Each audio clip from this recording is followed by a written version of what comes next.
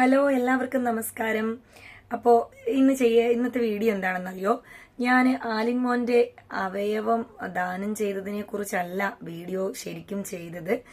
എങ്കിലും ആ അവയവം ദാനം ചെയ്തതിന് ശേഷം ആ കുഞ്ഞിന്റെ അടക്കത്തിന് അച്ഛനും അമ്മയും കരഞ്ഞില്ല, വളരെ കൂളായിട്ടിരിക്കുന്നു എന്നൊക്കെയുള്ള കമന്റുകൾക്ക് മറുപടിയായിട്ടാണ് ഞാനൊരു വീഡിയോ ചെയ്തത്. പക്ഷേ അതിന് എനിക്ക് വന്ന മെസ്സേജുകൾ എന്ന് പറയുന്നത്, നിങ്ങളുടെ മതത്തിൽ അവയവങ്ങൾ ദാനം ചെയ്യരുതെന്നല്ലേ പറഞ്ഞിരിക്കുന്നത്? ഇസ്ലാം മതത്തിൽ ഡൊണേഷൻ പറഞ്ഞിട്ടില്ലല്ലോ. അപ്പോ പിന്നെ പേഴ്സണലി മെസ്സേജ് വരുന്നുണ്ടോ, ടീച്ചർ അതിനെ അനുകൂലിക്കുന്നുണ്ടോ, നിങ്ങൾ ഡൊണേറ്റ് ചെയ്യാറുണ്ടോ, ബ്ലഡ് മാത്രമല്ലേ നിങ്ങൾക്ക് ഡൊണേറ്റ് ചെയ്യാൻ പറ്റത്തുള്ളൂ തുടങ്ങിയ ചോദ്യങ്ങൾ ഉണ്ടായിരുന്നു. അപ്പോ എനിക്കും അതിനെക്കുറിച്ച് വലിയ ഗ്രാഹ്യമില്ല. എങ്കിലും അവയവം ദാനം ചെയ്യുന്നതിന് ഞാൻ വളരെ സപ്പോർട്ടീവായിട്ട് മെന്റലി എനിക്ക് അതിനോട് യോജിപ്പുമാണ്. ഞാൻ അങ്ങനെ അവയവം ദാനം ചെയ്യുന്നതിന് ഫുൾ സപ്പോർട്ടുമാണ്. പക്ഷേ എനിക്കതിന്റെ മതപരമായ വശം അറിയാത്തത് കൊണ്ട് തന്നെ ഞാൻ നമ്മുടെ എയോട് ചോദിച്ചു, ഇസ്ലാം മതത്തിൽ അവയവം ദാനം ചെയ്യുന്നത് നിഷിദ്ധമാണോ, അതോ അവയവം ദാനം ചെയ്യുന്നതിന് എന്തെങ്കിലും പറഞ്ഞിട്ടുണ്ടോ എന്നുള്ള രീതിയിലാണ് ചോദിച്ചിരിക്കുന്നത്.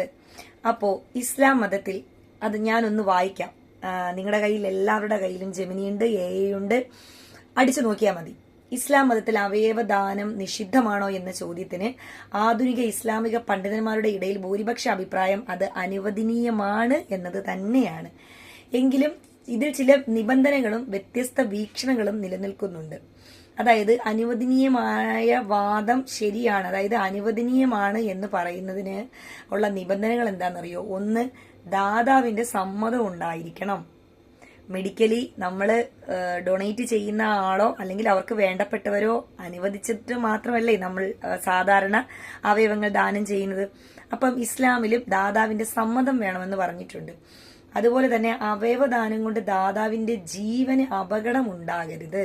അപ്പൊ അവയവദാനം ചെയ്യുന്നത് നമുക്ക് എല്ലാവർക്കും അറിയാം, മരിച്ചു എന്ന് ഉറപ്പായതിനു ശേഷം ഇനി അവർ വെന്റിലേറ്ററിലോ അല്ലെങ്കിൽ ബ്രെയിൻ ഡെത്ത് ആയതിനു ശേഷമോ മരിച്ചതിന് ശേഷമോ മാത്രമാണ് അവയവങ്ങൾ നമ്മൾ ഡൊണേറ്റ് ചെയ്യുക.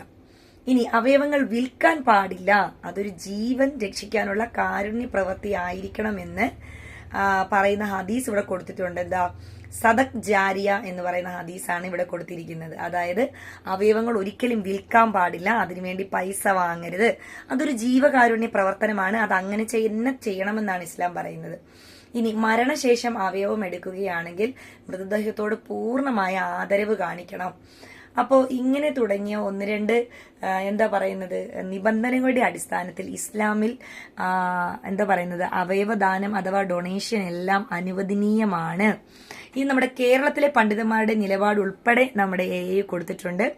അതിൽ സമസ്ത വിഭാഗക്കാർ പുറത്തിറങ്ങിയ പഠനങ്ങൾ പ്രകാരം ഇസ്ലാമിക പ്രമാണങ്ങളുടെ അടിസ്ഥാനത്തിൽ അവയവദാനം അനുവദനീയമാണെന്നും അത് മഹത്തായ പുണ്യമാണെന്നും വ്യക്തമാക്കിയിട്ടുണ്ട്. സമസ്ത അധ്യക്ഷൻ ജിഫ്രി മുത്തുക്കോയ തങ്ങൾ ഉൾപ്പെടെയുള്ളവർ ഈ ആശയത്തെ പിന്തുണച്ചിട്ടുമുണ്ട്. അതുപോലെ തന്നെ മറ്റ് സംഘടനകൾ, മുജാഹിദ് വിഭാഗങ്ങളും ജമാഅത്തെ ഇസ്ലാമിയും കാലങ്ങളായി തന്നെ അവയവദാനം അനുവദനീയമാണെന്ന പക്ഷക്കാരാണ്. അപ്പോ ഇത്രയും കാര്യങ്ങൾ പോരെ നമുക്ക്?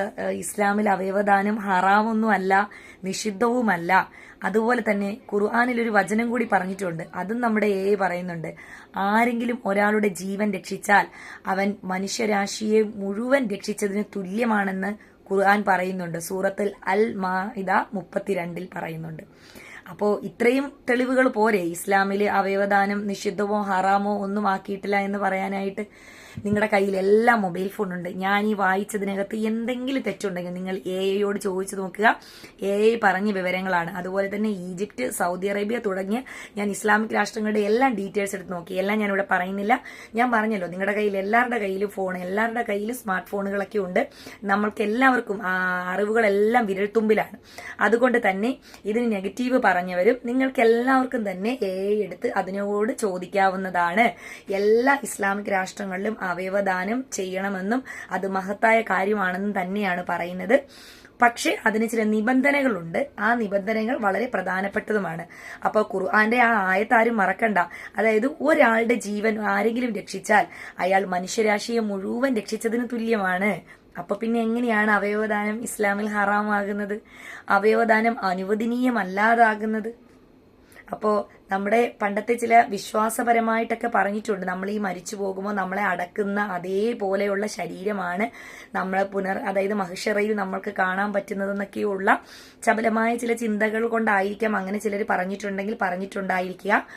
പക്ഷേ അതിനകത്ത് വേറെ വശങ്ങളുണ്ട്. അതായത് നമ്മൾ എന്താ പറയുന്നത്, നമ്മുടെ ശരീരം എന്തായാലും മണ്ണോട് ചേർന്ന് നശിച്ചു പോകുന്നു. നാളെ ഒരു സമയം നമ്മൾ, അതായത് ലോകം അവസാനിക്കുന്ന സമയത്ത് നമ്മൾ പുനർജനിക്കുമ്പോൾ ചിലപ്പോൾ നമ്മുടെ ആ ശരീരം, അതായത് നമ്മുടെ ആ ജീവൻ എന്ന് പറയുന്നത് ആ ഒരു ശരീരത്തിലുണ്ടല്ലോ, അതിന്റെ ഇന്റേണൽ ഓർഗൻസ് ആണ് എന്ത് ചെയ്യുന്നത്, നമ്മൾ ഡൊണേറ്റ് ചെയ്യുന്നത്.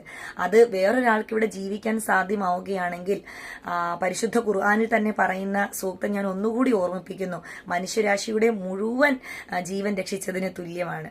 അപ്പം ഇനി ആർക്കും സംശയമൊന്നും ഇല്ലല്ലോ. ഇനി സംശയമുള്ളവർ ഞാൻ പറഞ്ഞല്ലോ, എഐയോട് ചോദിച്ചാൽ മതി, എല്ലാം പറഞ്ഞു തരും. Thank you.